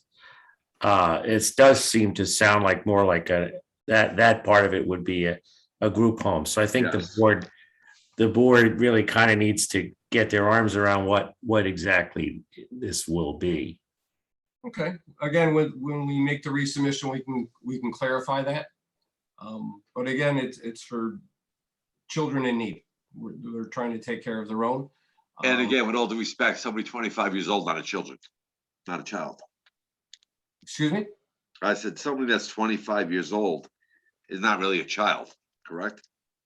Well, under the insurance, they're covered till they're 26 under their parents. So I guess it depends on your definition, but. Okay, I'll do it a different. Rick, according to the state, what is the definition of a school and what is the definition of a group home? Because I know those terms are defined in the state health code. And I don't know offhand, so I can look into that. Yeah, I think let's add that as a takeaway. Yep. Yep. And Mr. O'Rourke, when you said at risk, I just want to make sure I understand, children that may not have a family situation and there may be some behavioral problems, but are, again, and my concern is because this is going smack in the middle of a residential area and they are older boys, are there going to be behavioral issues where they're, No, my security understanding, or, yeah, no, and I certainly understand your question. My understanding of the project is these are kids with not a home life. They're not troubled kids. They're not special needs kids. There's just kids that have, I don't want to say have been abandoned, but they need assistance. okay. Again, I'm not trying to pass any judgment. I just want to make sure that as far as safety and security, not only for they themselves, the 100 boys or so, but for the neighbors. Yeah. Yep, nope, most definitely. Okay. And I guess going back to the other question about what happens when they, I don't know if they age out or whatever happens, but is that 100 student capped at 100? What if everyone goes through the school and then what happens? Does the cap raise at all, or is that 100 students, 100 students? No, 100 students. That's a max we can have there. So there could be times when they have 50 students, but there would be no more than 100. So the dormitory capacity will be capped at 100. Correct. Okay. So as some age out and leave, then others will come in. Yeah, it'll be a replacement. Okay. All right. Any other general questions before we go to Natalie and John and Phil? There's one last one. Was there any information about delivery times, scheduled, any idea of proposed delivery times for food and other services, things like that? Nothing specific that we put in. I think it would be probably regular business hours, but I can certainly check on that. Obviously, in a rural area, we're not going to have them come in at 6 o'clock in the morning with backup beepers going off. So we can certainly clarify that on the plans, but yeah, there'd be normal operations. Got it. Thank you. All right. And I think you'll also have to, if you tend to use anything other than a box truck for deliveries, you're going to have to show, and Phil, when we get to Phil, he'll probably bring this up, turning radius and movements. Because that is Roseland's a tight street. So I don't know if you're gonna be able to get anything bigger than a box truck in there if you try, but we'll get there. Okay. Yeah, as I say, we did widen the road for certainly emergency access for your fire vehicle. So I'm assuming we can get a box or anything larger than a box truck, but I wouldn't expect any large deliveries, but again, we can clarify that. Okay.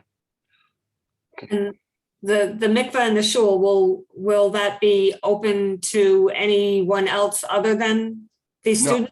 No, only the students. No other outside people would be attending. Only the students would be going to the services.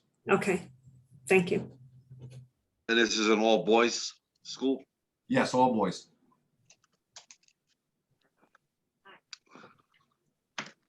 All right, Natalie? I'll try not to repeat any questions or comments, but obviously there's this threshold question about the use and how the school will be operated, but also, John already mentioned that outside worshipers wouldn't be permitted. So, we had some comments about whether or not the sanctuary would be considered a second principal use. And I think, maybe that still requires some consideration with the board and input from council. There are also 2 existing dwellings that are shown on the site plan. It's not clear if those dwellings are going to be removed or abandoned or used by the staff. So that's something that we'll look for information on.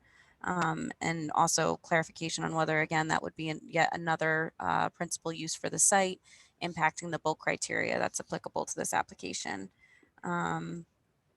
We had some questions on the parking requirements. And again, that kind of remains to be decided based on the use. Loading berths are required for schools per the code, so those will need to be shown on the plan. We deferred primarily to Colliers on access, but John mentioned that the access was going to be widened, and we had some comments on whether or not the crossing of the stream would need any modifications, or whether or not that's going to remain as is, and if it's structurally adequate for any deliveries or this excess movement that'll be generated from the use. We noted for the utilities, the water area is technically splits this property. We believe that requires some consideration from the village board. There is an existing well that's proposed to be abandoned. And again, related to those existing dwellings, if the water will be, we just need clarification on whether the water is going to be by the consolidated water area or by the well on the property.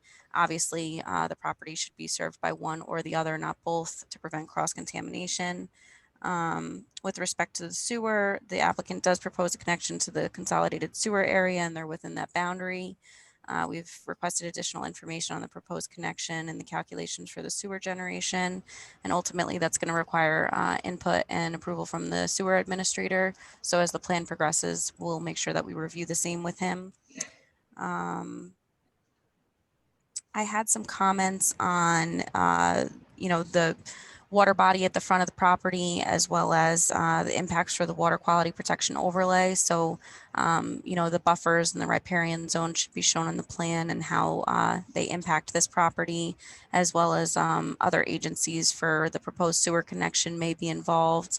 It looks like it's either going to be the Army Corps of Engineers or the DEC, depending on the limits of that DEC regulated body. It's kind of unclear from the mapping, so we'll look for the applicant to clarify that. A SWIP is going to be required for this development. We had a number of comments on the lighting, erosion and sediment control, landscaping, which will all be clarified as the application progresses.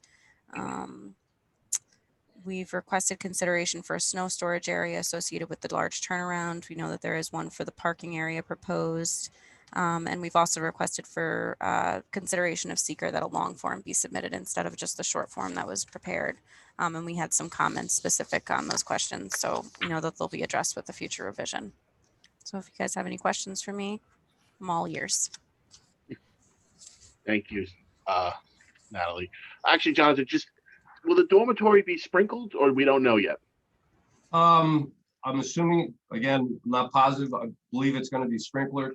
We are making connection to the municipal water. That is the proposal. So typically in a dormitory, and this, again, depending on construction, but I would assume it's going to be sprinklered. Okay. Just something we need to confirm, because I did have Natalie, I did have a conversation with the chief, and that they consider that a medium pressure zone. So I don't know if we'll have adequate flow to support on-site sprinklers there. So something we'll need to check with the water superintendent for. You may need a storage tank. Yeah, that's what I know we had to do. That was done in another facility. So, in this case, the consolidated water area is served by a number of storage tanks that provide pressure to the various districts. There are hydrants located on Roselawn Road. So, there's always the opportunity for the applicant to perform a flow test at one of those to confirm the adequacy of the pressure. Yeah, there was some concerns from the chief, so I think that's something we should see.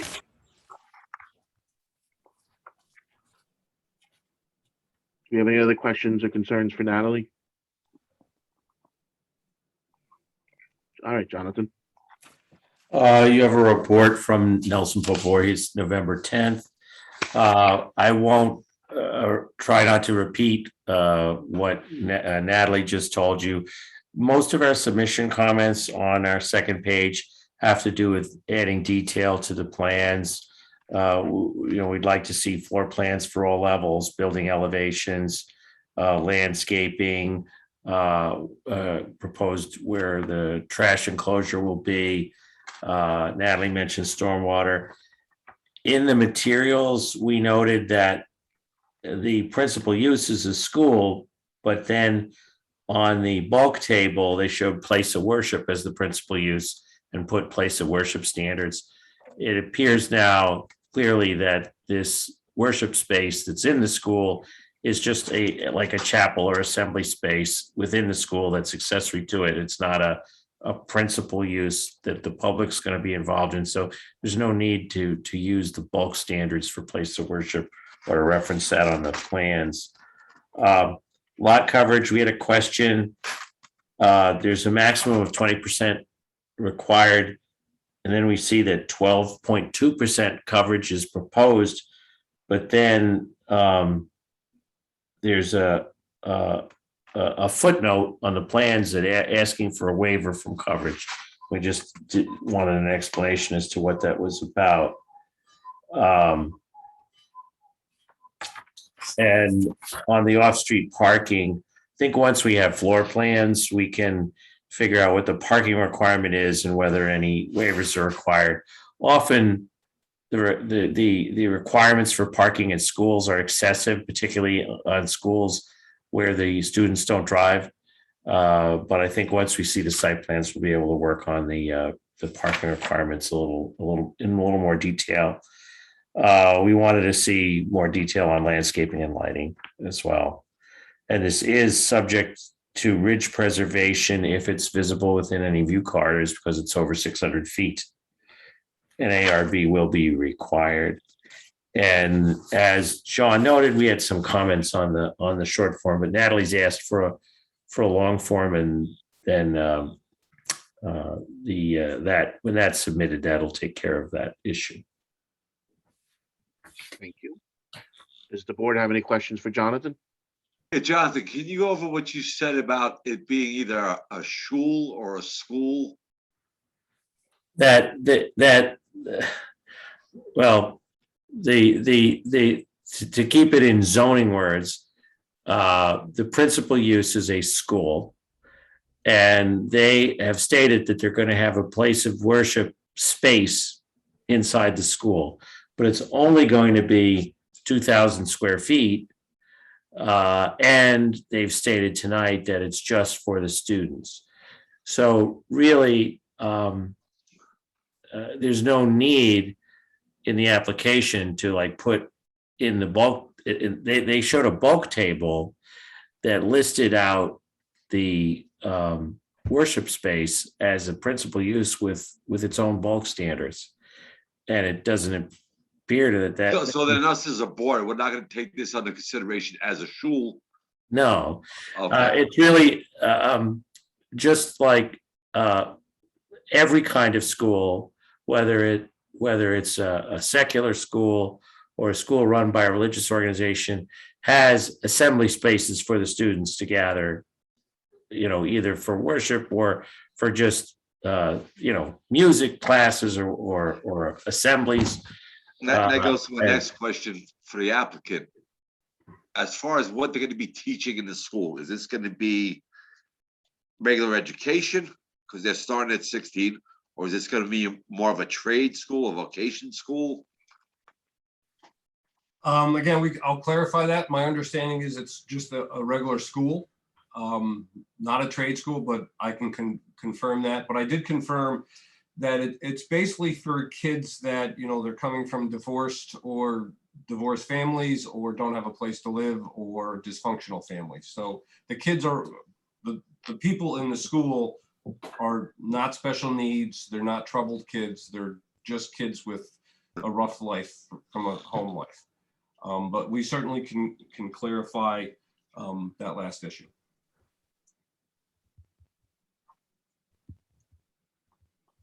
Jonathan, I have a question. So are you saying that since they use the principal use of a place of worship, they were using all the bulk regulations, setbacks, etc., as it pertains to that, and not a school on their site plan? Yeah, I think that was a mistake. The sheets 1 and 3 in our memorandum, we said, if the school is the principal use, the zoning bulk requirements table on sheet 1 and sheet 3 of the site plans set should be revised to show the bulk standards for a school use. And then the site plan would need to be modified with the building envelope lines for a school building, not a place of worship. And yeah, we can revise that. We have plenty of room. Yeah, it's not a problem. It just doesn't make sense. Because this place of worship is 2,000 square feet, and the school is 19,000 square feet. So Agreed. the place of worship is just a room in the school. So you don't need to put the bulk requirements for places of worship down there on sheets 1 and 3. It should be the bulk requirements for school. Now that we've just spoken about the water overlay district, does this stream fall into this requirement? Yes, there is an extension on the water quality overlay district map that actually is shown approximately to this property. If you look at DEC mapping, it looks like it may terminate on the parcel before this property, but this property may be impacted by the buffer area. So we've asked the applicant to kind of confirm that with their future plan submissions and show those areas on their map. And the way the water quality overlay, the water protection overlay is established is it's on the applicant to precisely locate the water bodies and show the buffers on their own site. The map is sort of is illustrative of where the district probably is, but they have to do site work, site specific analysis to place the buffers themselves. Yeah, and to clarify, yeah, your mapping goes up to our property, doesn't include it, but we can confirm that. We did confirm it's a Class C, not permitted from the DEC, but we can show your overlay district on there. But other than the Army Corps, if we just, because we're going through it for the sewer, but we may bore under it, so we may not need an Army Corps permit. So we'll clarify that in the next submission.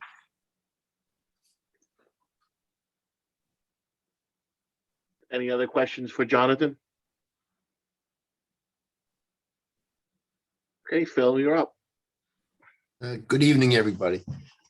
So we have a letter dated November 10th, 11 items that are requested. I'll give you a quick summary of those. So as Mr. O'Rourke indicated, they're going to be widening the driveway, but we do want to see turning tracks out at Rose Lawn where the driveway intersects, because it is a little bit of a skewed intersection. So we do want to see turning tracks for delivery vehicles, garbage, and of course, fire and emergency vehicles. And, that would involve the ESOs to review that. So, as well as the site plan.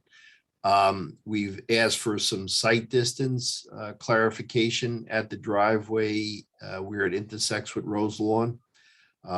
Identify, travel speeds to make that determine on the adequacy of the site distances, and if there's any improvements that need to be done to satisfy the requirements for vehicles entering and exiting the site.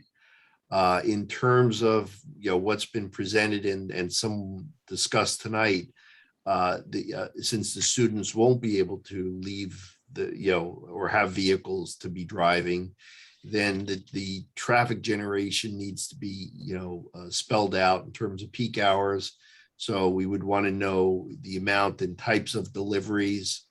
You talked about 10 to 14 staff. Do all of those staff, do any of the staff, will they live on site? And if not, then will there be a shift change with who will be on the site overnight? So we, get an accurate count of traffic generation to and from the site. That ties into, we made a comment about looking at other intersections, but based on what was described tonight, that may not be necessary, but we'll hold off until we see what the traffic generation numbers are. One other item that we mentioned about, are there going to be any special events? I think it was clarified that the facility will really just be for these boys, the students. But, are there parents' weekends or events where there may be more people on the site than on a typical day? And that'll come into, some of the parking discussion, and whether or not we want to have any land bank parking on the site. So that all kind of goes together. In terms of the traffic generation, again, just, what are the peak hours? What can we anticipate of that staff who will be coming and going? Is there an overnight characteristic in terms of shift changes? And then will these students be able to leave the property? And that comes into play, especially if they can't drive.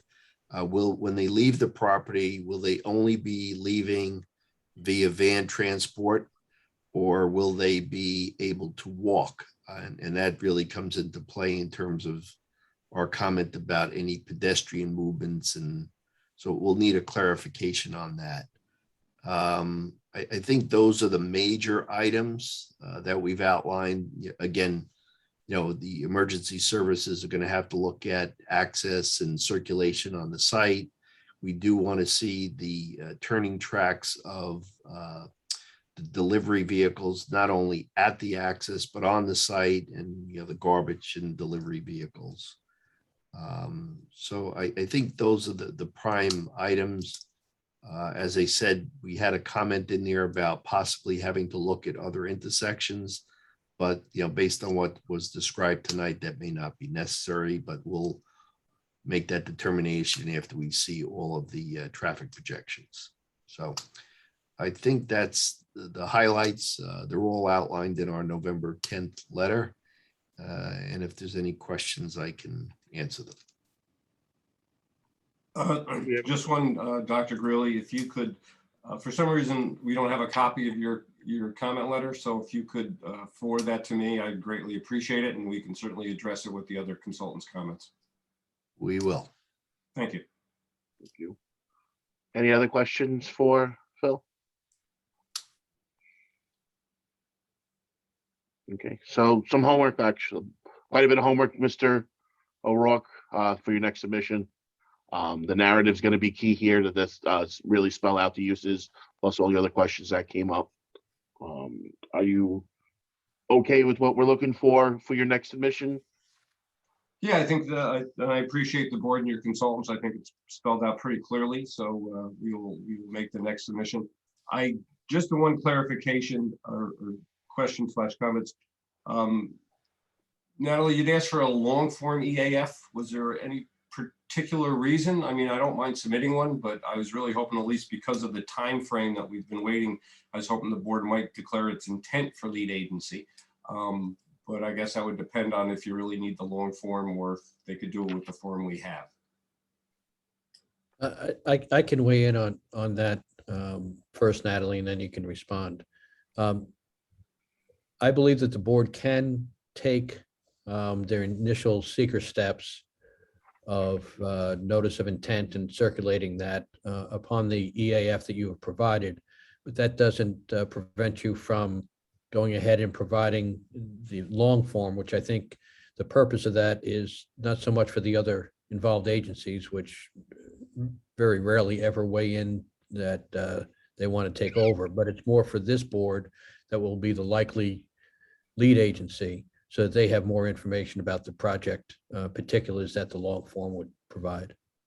Okay, great, thank you. Again, we have no problem doing it, but as long as it doesn't delay us. And again, I would ask the board if you would consider declaring your intent for lead agency, just so we can get that out to other agencies. Yeah, we can do that tonight. Okay. I'll make a motion that we declare this. We declare our intent to be lead agency, and this will be an unlisted action. Right. Second. Second by Evan. Any questions? All in favor? Aye. Aye.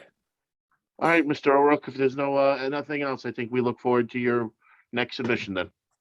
Great, thank you very much for your time. Appreciate it. And good to see you all. Thank you, sir. Have a good night. You as well. Okay. Last but certainly not least, Woodbury Shops, Woodbury Center. Review revised documents for site plan, special permit, and ARB for proposed conversion of a large retail space, formerly Modell's, internally subdivided into multiple boutique stores. Said property is located at 23 Center Drive in Central Valley and is known in the Village of Woodbury Tax Map, Section 225, Block 2, Lot 1.2. Good evening, Mr. Mr. Anderson. I feel like I'm in the Matrix. That's once a week I hear that. That's it. Good evening. Good evening. So this is your second appearance before us tonight. I think the board understands what the applicant is looking to do here. So maybe to save a little bit of time, we'll just go right into consultant reports. Natalie?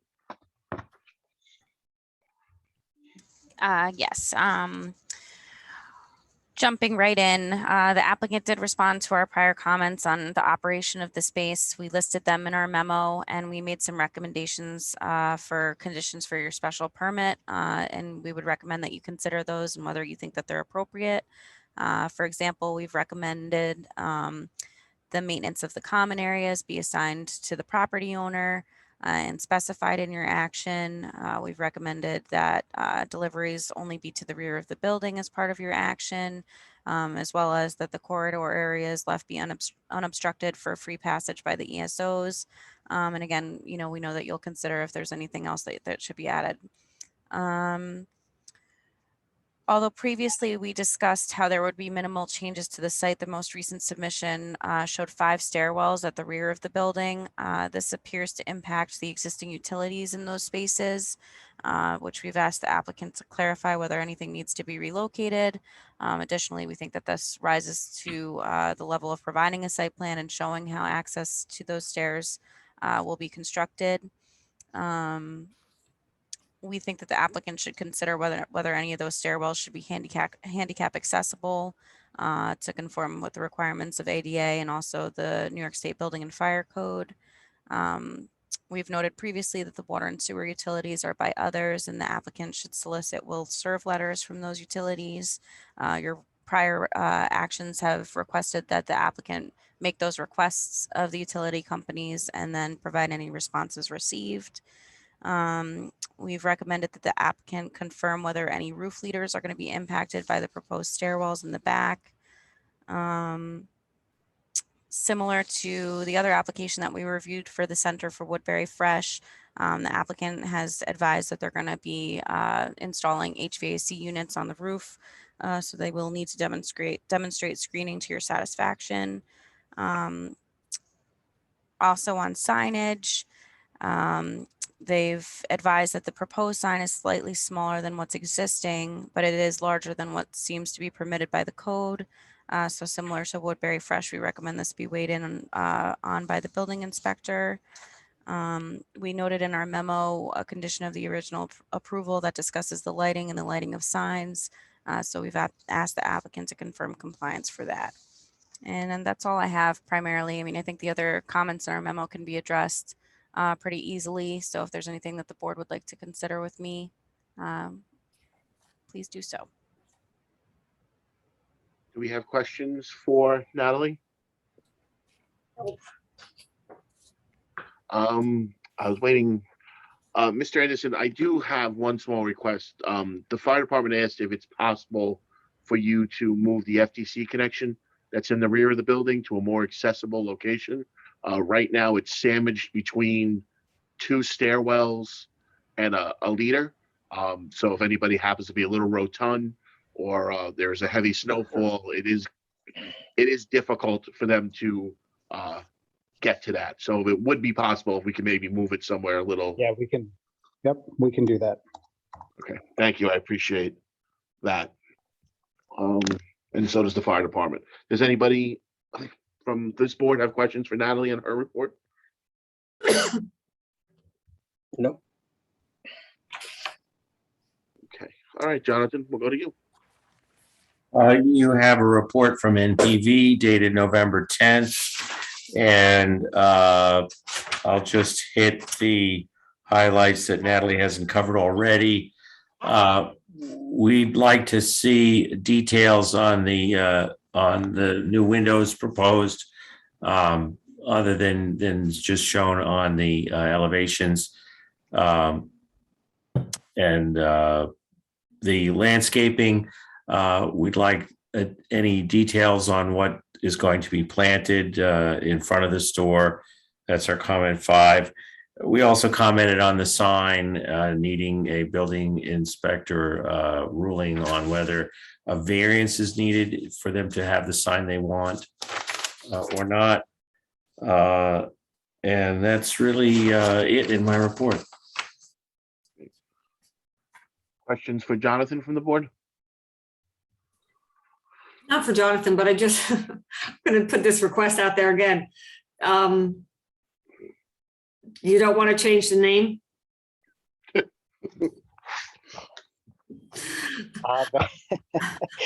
So it's interesting. We did go through a number of things, and of course, that's not my decision, but we went through a number of different names trying to come up with things. But the reality is that we're looking for boutique shops to go through there, and it's hard to, focus in on any one, type of entity that would be in there.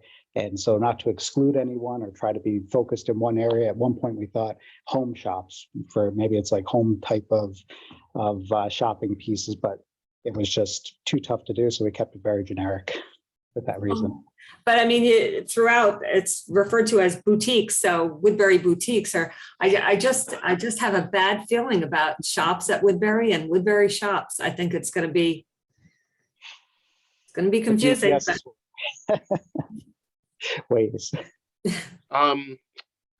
There was discussion last time you were here, because you also represent the applicant for the Woodbury Fresh, that would be 6 days a week, potentially 6 days a week. Would this be a 6 days a week also? No, this is 7 days a week. And if you look at the first page, actually our title sheet, we indicate the hours of operation as well as the days. So it's 7 days a week from 7 a.m. to 9:30 p.m. All right, and you're sticking to that, right? Because I know there was some question with the supermarket. That is correct. That is correct.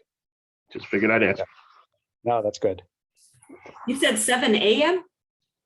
7 a.m. We put up what we thought would be the earliest to the latest that someone would want to open their shop.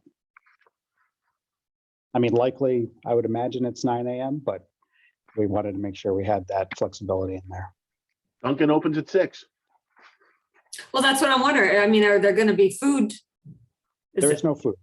No, that's one of the items that was listed in one of the previous memos and that we responded to, that there is no food service in this facility. That's what I thought, but that's why I'm thinking, what else would you want at 7 a.m. in the morning? But Well, one of the things we're even thinking about is, let's say there's like a lighting shop or something that somebody has, and maybe someone wants to go in and look at that time. We just don't want to limit ourselves. That's really the key. Understood. So there were no questions for Jonathan, correct? Okay. Phil? I think you may be muted. So we have our letter from November 11th, dated November 11th. There are 5 items outlined there.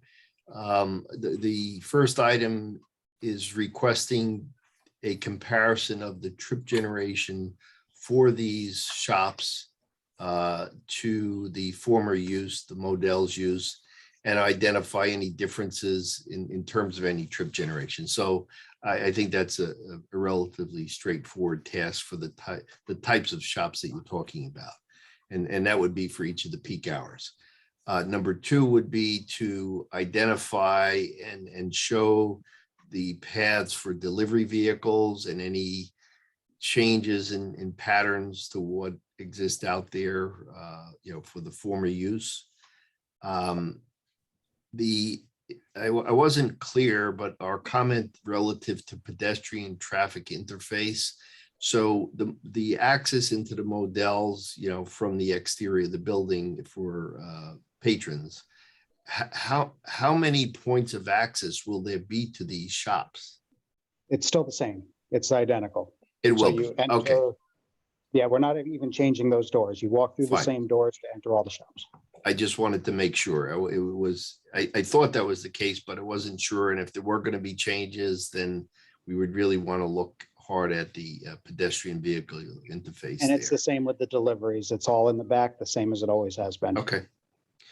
And then I think probably, and the emergency services will comment, of course, but I think the other issue, which really comes to the other aspects of what's going on in the center, okay, with the changes. So we have the Woodbury Fresh, we have the change to the Pizzeria Uno, to the fast food there. So we really want to just see some sort of a analysis of what the overall traffic effect is. And part of it will come out of what the trip generation comparison is on this. But I would think that it makes sense for each of the applicants to kind of get together and do an analysis, especially as you come into the center, where you approach the intersection with Dunkin' Donuts and that what goes on in that area. If there's going to be any significant change in traffic generation, we want to know how that's going to be impacted. So I know that, Jason, that you're handling the Fresh Market application. So I think maybe that's something that we would like to have for the board's edification. Yeah, we've already spoken with John Canning and retained Kimley Horn for that. And so we're going to do that comprehensively, taking all of that into account. So they're working on all three applications. Okay, great. I think those were the key items. If there are any other questions, I'll answer them. Does the board have any other questions for Phil? Nope, just answered it. How's the board feel where we are for a public hearing? Do we feel we have enough information? I know there were some questions that Natalie still needs addressed, some rooftop concerns and things like that. Do we feel we're sufficient? We have sufficient to go to the public and hold a public hearing? Is that a nod from you? Okay. Yeah. Evan, how do you feel? Yep. Yes. All right. You're good, Tom? So how about I offer a motion that we schedule a public hearing for the 15th of December? Second. Second, that was Evan, right? Yep. Okay, any questions? All in favor? Aye. I make it, I don't think I'm missing anything, Rick, right? No. Okay. Anything from you, Mr. Anderson, or are we good? Just two questions. So that's great. Thank you very much. Appreciate that. Just two areas of thought. One is with those units on the roof, Natalie. There is a 5-foot parapet in the front of the building that covers everything behind. So we'll demonstrate that graphically, but just so the board is aware of that. And I think the other thing, Jonathan, there is no landscaping in the front of the building at all. We're doing no work to the front of the building except adding windows in one area. So we weren't anticipating taking up any of the sidewalk that's there or anything else. So that's the reason we haven't submitted a landscaping plan. I mean, unless the board is looking to really push that, we're looking to just keep that as is through that area. Those are just the two comments. I don't remember. I agree with you. I think I agree with you. I don't think remember seeing anything in front of Modell's as far as green. I think it's all concrete, but I'll take a double drive through, and then when the public hearing comes up, we can cross that bridge if there's some need for it. Sounds good. And we'll address all the other items. We see nothing else that we have any issues with, honestly. Okay. All right. Well, that's all right, sir. Then we will see your next submission and at the public hearing on the 15th. Excellent. Thank you very much. We appreciate everyone's assistance. Thank you. Good I evening. asked that the planning board and our consultants just stay for a minute.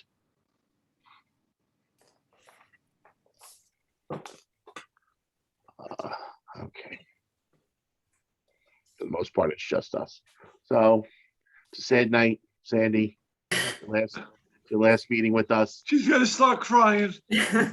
No crying. I purposely, I told my wife I wouldn't get upset. I wouldn't get cry either. So you've been a thank you really isn't enough. Between your work here on the ZBA and your work with the planning board, you are an absolutely pillar in this community, a wealth of information. I've often referred to you as the Oracle. Your passion to keep the history of Woodbury and the small town community feel truly shows. If there were more Sandys in this world and in Woodbury, I think it'd be a different place. I actually have you to owe for getting involved. If you remember, we had a very spirited conversation on Facebook. You were very respectful, but always factful. You made me want to step up and get involved in this community. So I thank you for that. I thank you for your guidance, showing me the ropes when I first got on the board, and all the help and support that you've given since then. I truly couldn't have done it without you. There will be some very big shoes to fill. You're getting emotional. I am. It's hard. You know, you don't. All right. I feel the same way. You don't find people like Sandy often that willing to put themselves out there like that and get involved like they are and truly care and have the passion that want to protect and make Woodbury a better place for everybody. So again, thank you. Truly isn't enough to say, but I don't know what else to say other than thank you. It has been an absolute pleasure.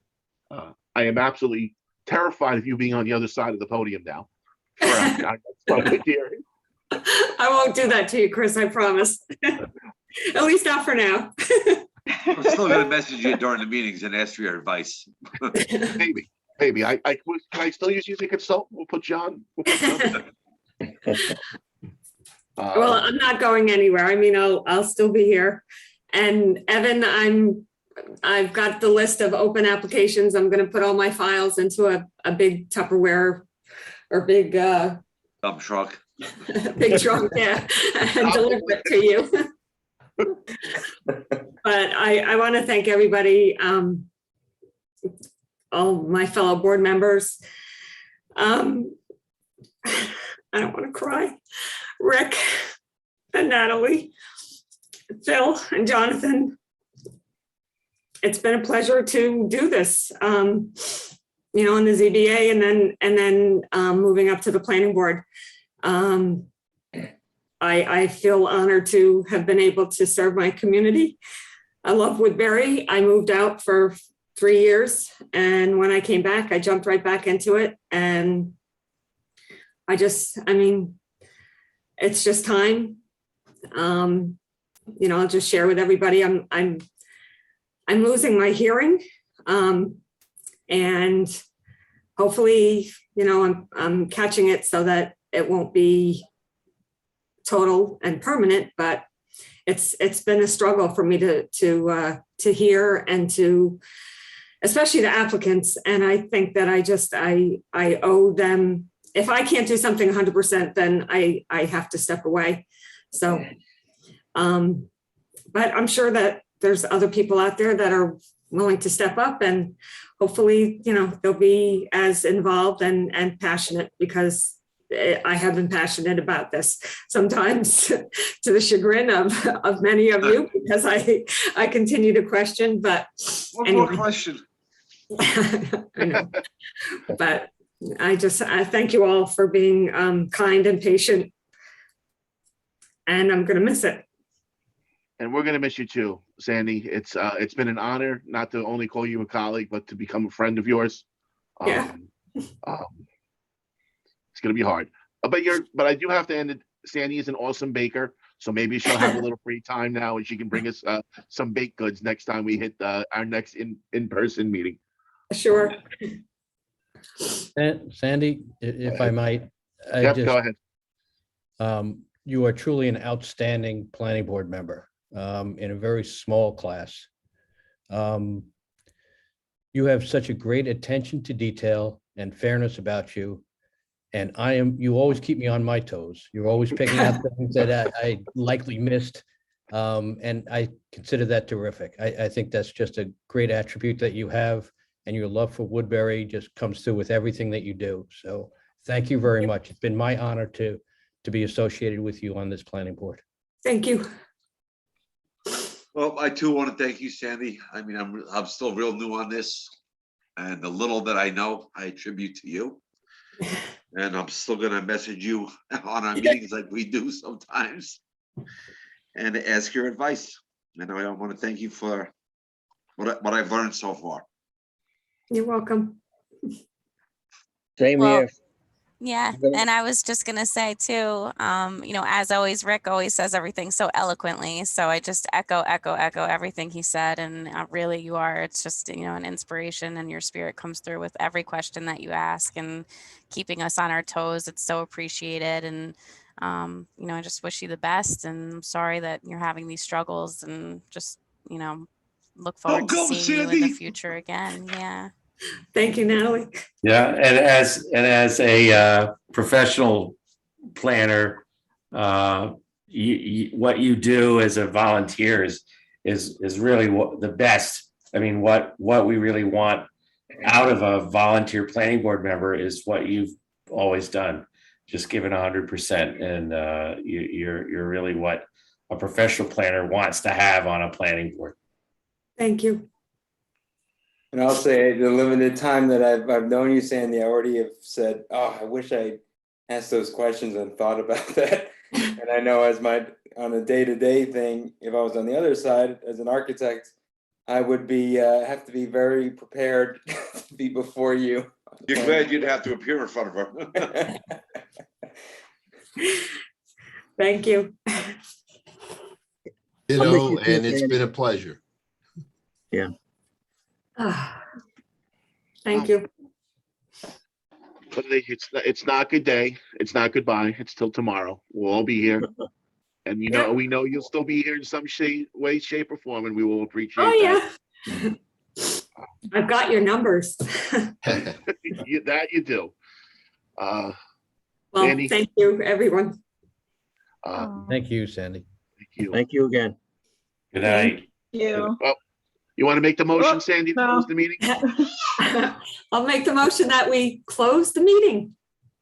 I'll second. All in favor? Aye. Thank you, Sandy. Good night. Thank you. Yeah. Good night, Bye-bye, Sam. everybody. Thank you. Bye.